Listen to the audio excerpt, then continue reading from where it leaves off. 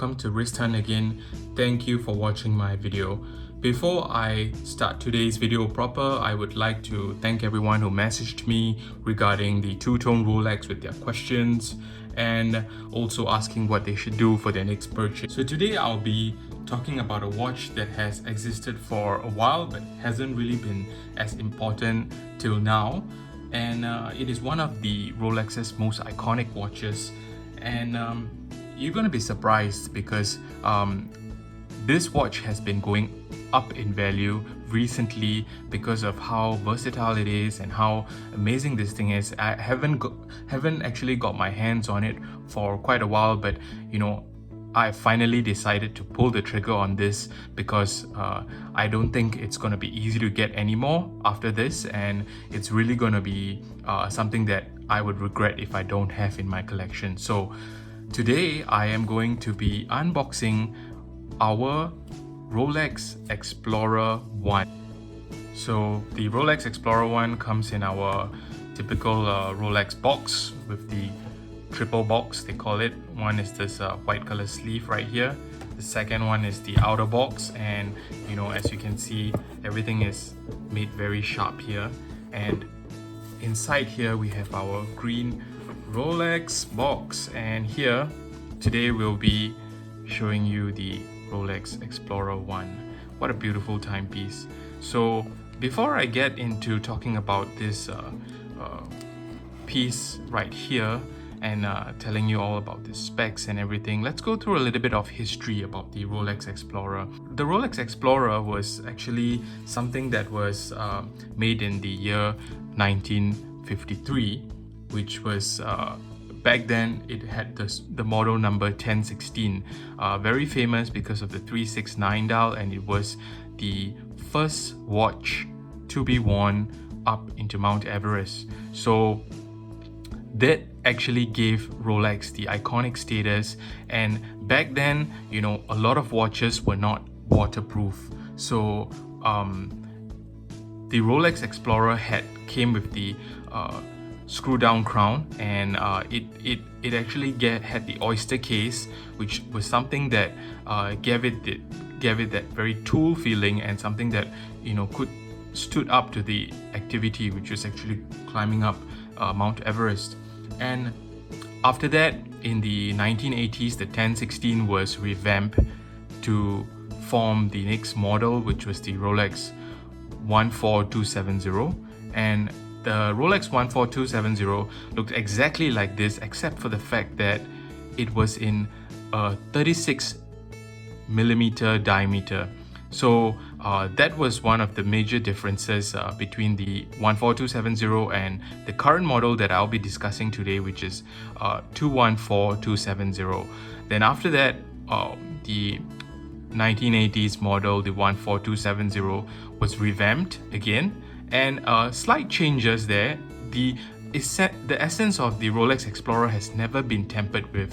So what you can see is that the 14270 was revamped, and what we call the end link, which actually joins to the case, and the bracelet that joins to the case, it had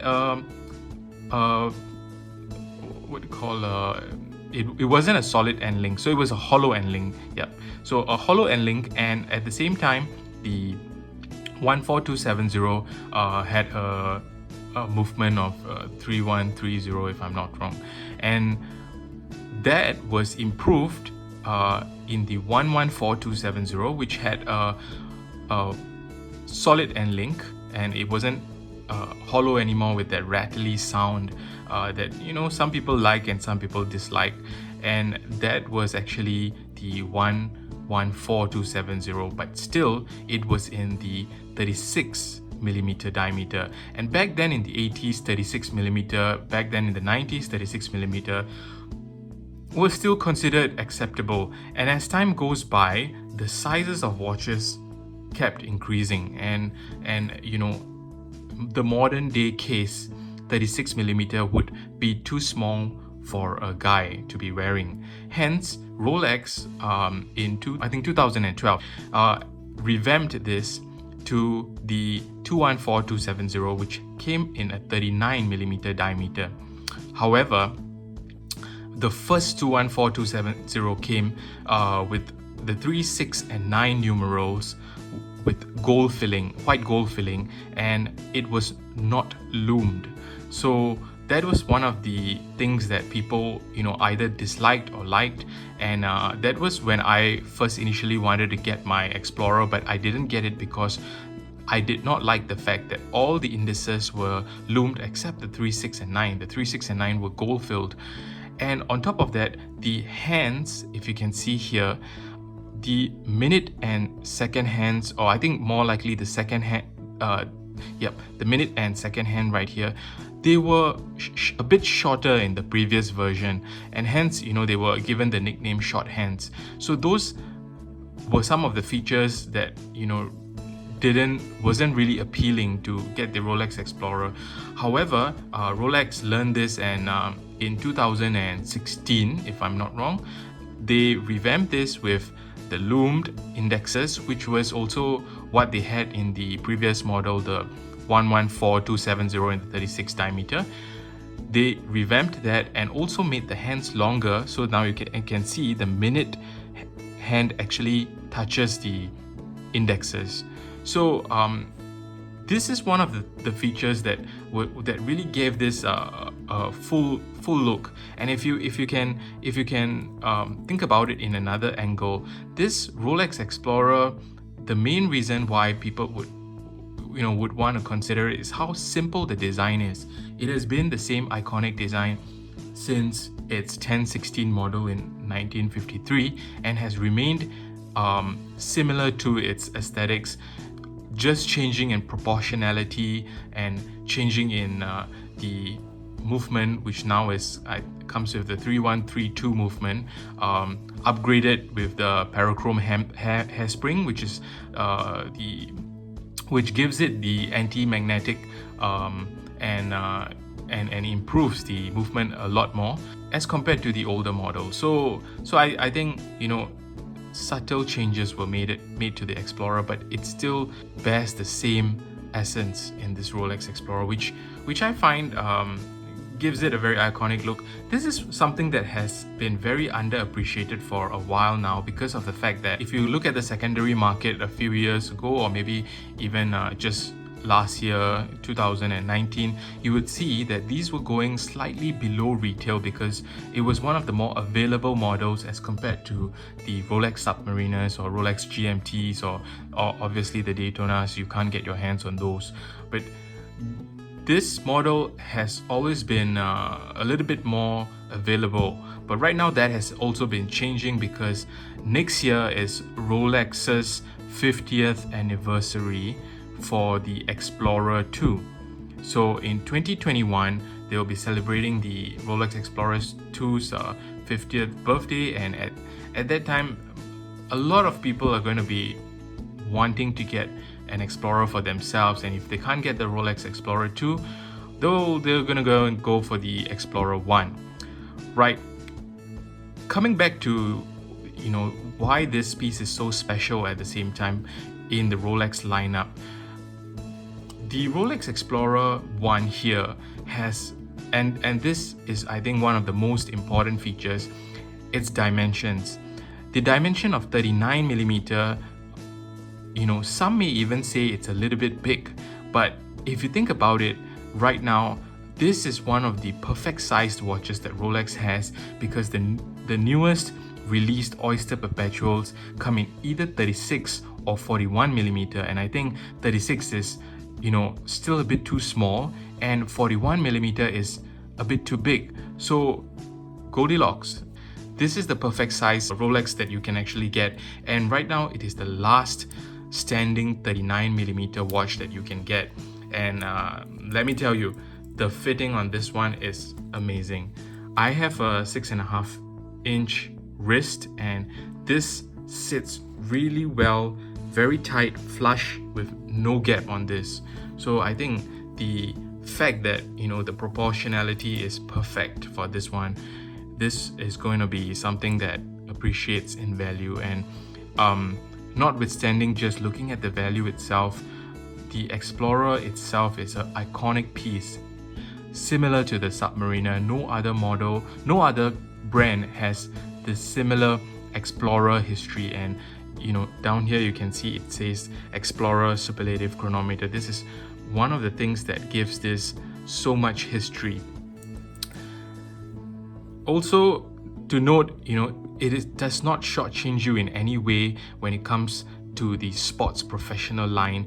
This comes with a screw down crown, and the line here says that it is a twin lock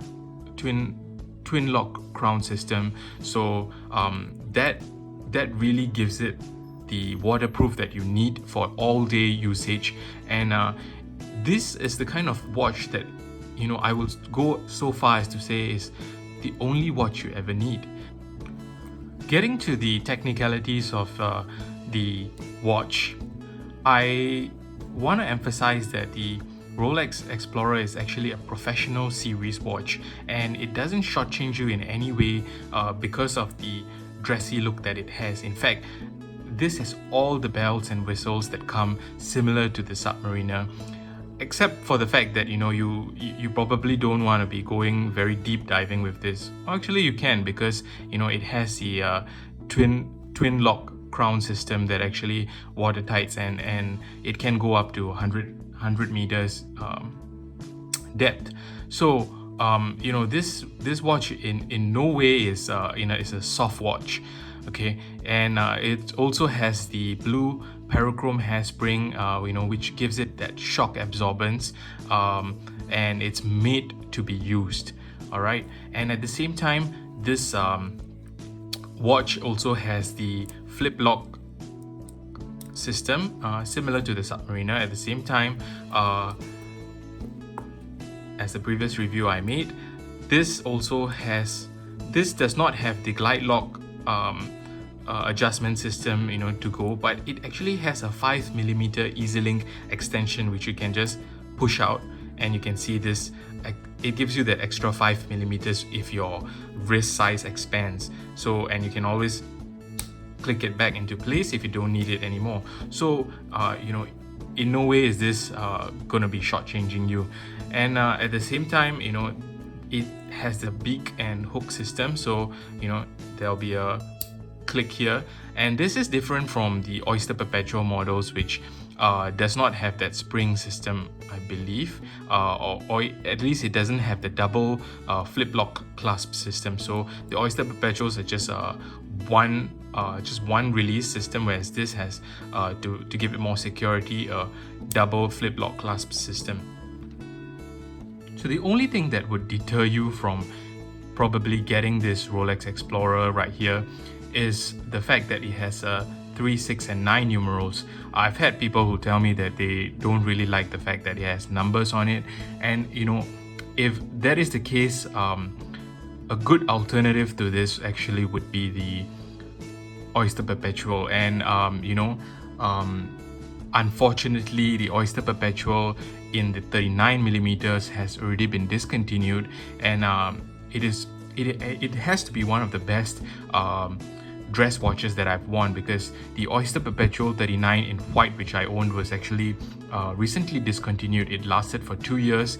That watch was really beautiful with its like a kind of silvery powdery dial that it had. But since now it has been discontinued and it's quite hard to get your hands on it, the alternative to that, if you don't mind the 3, 6 and 9, and if you want a professional series watch, would definitely be this Rolex Explorer. So now let me give you a night shot on this.